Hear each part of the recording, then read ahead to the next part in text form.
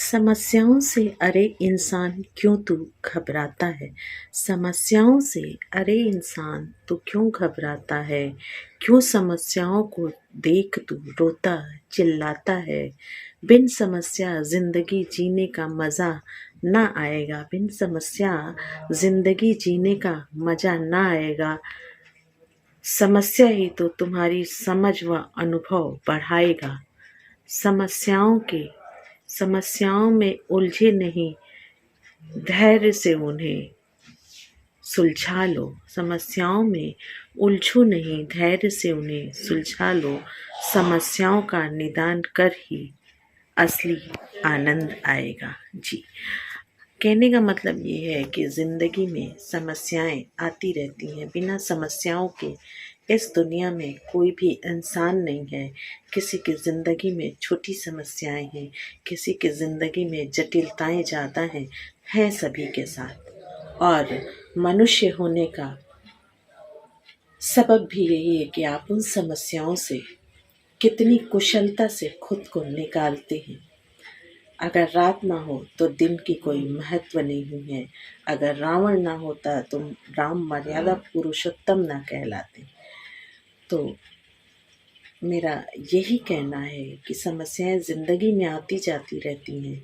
समस्याओं को इतना बड़ा ना बनाइए कि एक के साथ 10 समस्याएं से आपको जूझना पड़ जाए। और एक चीज़ और मुझे नहीं समझ में आता कि समस्याएं तो होती हैं, ठीक है। अगर आप किसी से उन समस्याओं का हल पूछते हैं तो उस व्यक्ति को भी सोच समझ कर ही चुनें जिसके सामने आप अपनी समस्याओं को रखते हैं हल पाने के लिए।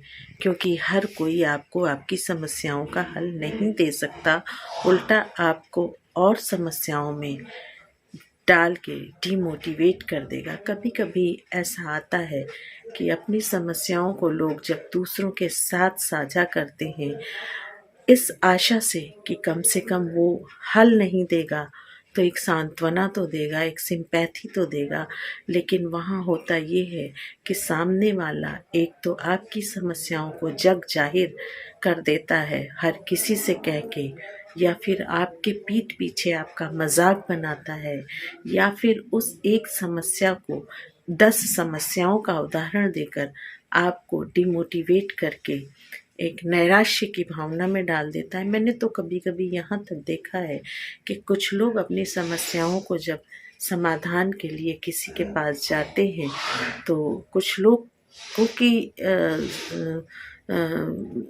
एडवाइस से वो और डिमोटिवेट होके सुसाइड तक कर लेते हैं। और ये रिज़ल्ट बहुत ही दर्दनाक अनएक्सेप्टेबल है। जी, तो समस्याएं या अपने राज, देखिए ज़िंदगी में एक हमराज होना बहुत ज़रूरी है, लेकिन वो हमराज कौन होगा ये आपको सोच समझ कर चुनना होगा।